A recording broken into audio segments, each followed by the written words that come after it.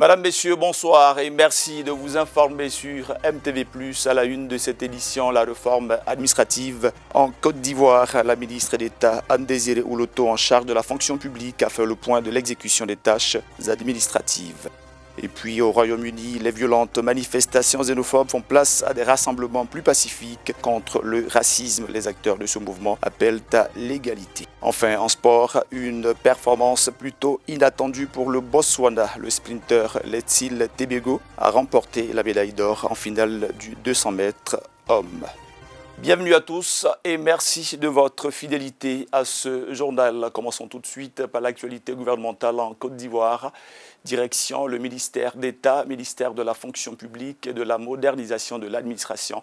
Madame Anne Ouloto, ministre en charge de ce département, poursuit ses innovations. La dernière en date, c'est la validation du point sur l'avancement des unités administratives. Anne-Désiré Ouloto estime que 86% du chantier a été réalisé. Le compte-rendu tout de suite dans ce reportage. Sur 332 activités programmées au titre de l'année 2024, au niveau du ministère d'État, ministère de la fonction publique et de la modernisation de l'administration, 58 ont été réalisées, 126 en cours de réalisation et 48 non démarrées. Les 18 unités administratives du dit ministère n'ont pas rechigné à la tâche. Le contenu de cette lettre de mission, il y avait les PTA. Les PTA, ce sont les plans de travail annuels. Il y avait également les feuilles de route du gouvernement, des projets PIP. PIP, c'est le programme d'investissement public. Des actions figuraient donc dans la lettre de mission. Nous avons environ 86% de nos activités réalisées. Je suis très satisfait de la méthode qui a été adoptée pour la réalisation de ce bilan. Nous allons continuer de fournir des efforts. Je leur ai rappelé que les Ivoiriens attendent beaucoup du ministère de la fonction publique. Si beaucoup a été fait, quelques difficultés demeurent, notamment le renforcement des besoins en formation des agents. Mes collaborateurs et toutes les équipes ont été invités à chercher les meilleures approches possibles pour adresser toutes les difficultés rencontrées, pour apporter des solutions pertinentes, des solutions qui vont satisfaire nos fonctionnaires, qui vont satisfaire également notre administration. L'objectif pour nous, c'est vraiment de servir et d'offrir à nos concitoyens un service public de qualité. La ministre d'État, Anne-Désiré Ouloto, invite ses collaborateurs à plus de rigueur dans le respect des procédures et annonce également que des prix seront décernés aux 5 meilleures unités administratives lors de l'atelier bilan prévu la première semaine du mois de décembre. Après le ministère de la fonction publique, rendons-nous au sein de l'éducation nationale et de l'alphabétisation. Un ministère dirigé par le professeur Mariatou Koné qui vient elle aussi d'adopter une belle innovation. Il s'agit d'acter de façon officielle la circulaire des collèges, une circulaire qui permet de mettre en adéquation les formations et les exigences du 21e siècle. On en sait plus dans cet élément. La réforme des curricula dans les collèges est désormais lancée par la ministre de tutelle, Mariatou Koné, sur toute l'étendue du territoire national. 75% des élèves en Côte d'Ivoire n'accèdent pas au lycée et un faible niveau des compétences des apprenants est constaté selon le modèle de stimulation du plan sectoriel de l'éducation-formation 2016-2025. Cette réforme inclut les ateliers méthodologiques, la validation et révision des programmes éducatifs, l'impression des nouveaux programmes, la phase d'expérimentation et la mise en œuvre complète attendue pour l'année scolaire 2027-2028. La ministre Mariatou Koné invite tous les acteurs clés à mutualiser leurs efforts pour la bonne réussite du programme. Avec la réforme curriculaire, l'école ivoirienne épouse l'ère d'une éducation qui sait s'adapter aux exigences des compétences imposées par les réalités d'un monde international interconnecté et soumis à des mutations accélérées où l'excellence fait la différence entre les nations qui rivalisent dans tous les secteurs d'activité. Notre objectif en procédant ce jour au lancement officiel du processus de réforme curriculaire est d'en faire un processus inclusif et participatif. Le processus curriculaire de la réforme du collège en Côte d'Ivoire est l'une des 42 recommandations des États généraux de l'éducation nationale et de l'alphabétisation EGENA, initiée en juillet 2021 pour un coût estimé à plus de 800 milliards de francs CFA. Après la Côte d'Ivoire, direction le reste de l'Afrique, et c'est la Somalie qui nous accueille tout de suite. L'actualité politique pourrait changer dans ce pays qui prévoit en effet d'adopter le suffrage universel direct. On en parle tout de suite dans ce reportage. Un nouveau système électoral en perspective en Somalie. Le gouvernement somalien a approuvé jeudi un projet de loi instaurant le suffrage universel direct pour les élections à l'échelle nationale. Une révolution pour ce pays d'Afrique de l'Est abonné au suffrage indirect depuis 55 ans.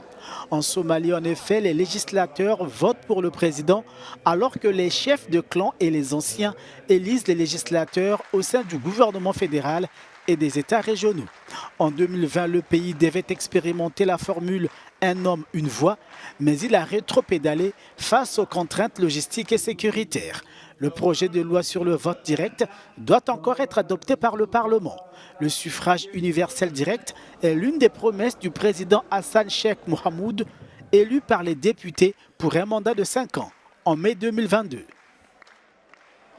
L'actualité au Royaume-Uni, toujours aussi mouvementée après plusieurs jours de manifestations violentes pour dénoncer la mort de 3 fillettes décédées suite à une agression au couteau.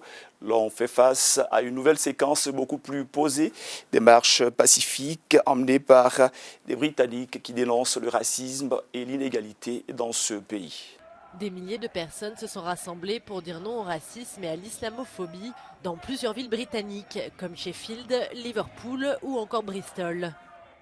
Ces rassemblements arrivent en réponse aux violentes émeutes d'extrême droite qui secouent le pays depuis une semaine. Des émeutes qui ont commencé après la diffusion de rumeurs infondées attribuant le meurtre de 3 fillettes à un demandeur d'asile musulman. Ce mercredi, alors que les policiers anticipaient de nouvelles manifestations racistes, ils ont trouvé des groupes pacifiques rassemblés dans les rues ou encore devant des cabinets d'avocats spécialisés dans l'immigration. On a pu apercevoir des pancartes « Bienvenue aux réfugiés »,« Londres contre le racisme » ou encore, disons-le fort et clair, les réfugiés sont les bienvenus ici à Birmingham. La police parle de 2000 manifestants dans la ville de Brighton. Ce jeudi, elle a diffusé des images de vidéosurveillance pour tenter d'identifier certains des émeutiers de la semaine dernière. Restons dans l'actualité européenne avec cette fois-ci le chapitre sport. Une nouvelle nomination au sein du comité international olympique. L'américaine Allyson Felix a été désignée pour être la représentante des athlètes au sein du CIO, et ce en reconnaissance à son impact extraordinaire dans le sport mondial. La sextuple médaillée d'or olympique Allyson Felix a été élue jeudi pour représenter les athlètes au sein du comité international olympique pour les 8 prochaines années. La star américaine du sprint à la retraite a obtenu la majorité des voix, soit 2880 sur les 6576 bulletins des athlètes aux Jeux olympiques de Paris, selon le CIO. C'est avec beaucoup d'humilité que j'ai été élu par mes collègues athlètes et je suis très enthousiaste. Je suis impatiente de me mettre au travail et d'avoir un impact, j'espère. Allyson Felix promet de s'engager davantage pour la santé mentale des athlètes lors de son mandat au sein du CIO. Je pense que c'est un problème très important. J'ai fait partie de la commission l'année dernière après avoir été nommé et c'est quelque chose dont nous parlons beaucoup. Il y a eu de nouvelles avancées lors de ces Jeux et des choses vraiment passionnantes se sont produites sur ce front. Un espace dans le village pour s'évader, pour se concentrer sur sa santé mentale. C'est donc quelque chose que nous continuerons à vouloir développer. Le CIO compte au moins 115 membres, dont un chef d'État, l'émir du Qatar, d'anciens chefs de gouvernement et une actrice oscarisée, Michelle Yeoh.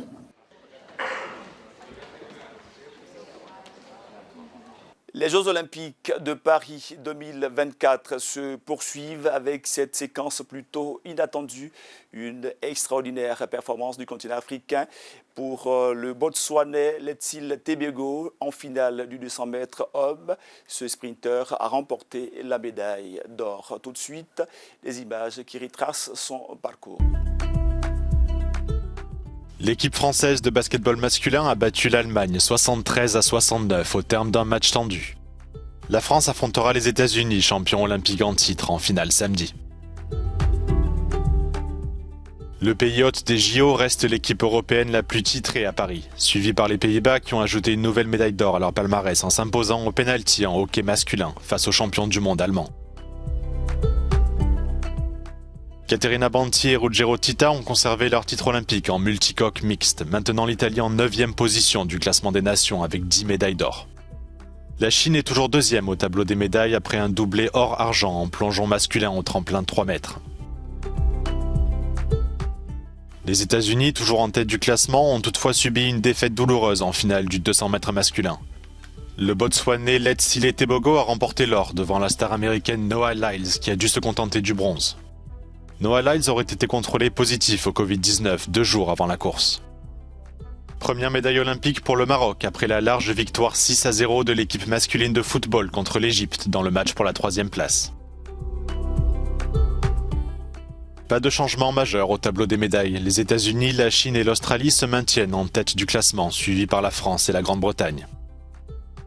Le programme est encore chargé pour la journée de vendredi. La Chine affronte la Suède en finale du tennis de table masculin par équipe, tandis que le match pour la médaille de bronze opposera la France et le Japon. La finale féminine du plongeon de 3 mètres aura lieu à 15h et à 18h, la France affrontera l'Espagne en finale de football masculin. La soirée devrait également être riche en émotions en athlétisme, avec les finales du relais 4x100 mètres, du 400 mètres et du triple saut homme, entre autres. Et pour être complet sur l'actualité sportive, parlons une fois encore de ces Jeux Olympiques de Paris 2024 sous l'onglet humanitaire. En marge des performances des athlètes, la Banque alimentaire sensibilise contre le gaspillage. On en sait plus dans ce reportage. Les organisateurs des Jeux Olympiques de Paris s'engagent contre le gaspillage. La nourriture non consommée par les athlètes est redistribuée aux personnes dans le besoin. Chaque nuit, des équipes de bénévoles récupèrent les aliments sur les sites olympiques et les emmènent dans un entrepôt de la Banque alimentaire. Depuis le début des Jeux Olympiques, nous avons reçu environ, pour cet entrepôt ici à Gennevilliers, environ 15 tonnes. Et en tout, avec l'autre entrepôt à Paris, environ 30 tonnes. Une partie des dons collectés par la Banque alimentaire a été apportée à une épicerie à Épinay-sur-Seine, dans la banlieue nord de Paris. Ici, les aliments sont vendus à des prix fortement réduits.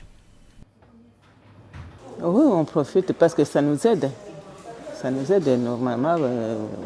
Nous, les gens qui n'ont pas beaucoup de salaire, ça familles qui sont un peu dans les souffrances, on vient ici pour que ça nous aide un peu pour les mois. Au lieu d'aller acheter au magasin cher, on achète moins cher ici. En 2023, les banques alimentaires ont distribué l'équivalent de 241 millions de repas. Ce journal est à présent terminé. Il a été réalisé par Promesse Bozois. Merci à vous de votre aimable fidélité. Il me reste à vous souhaiter de passer une excellente suite de programme sur Miracle TV+, la télé qui transforme.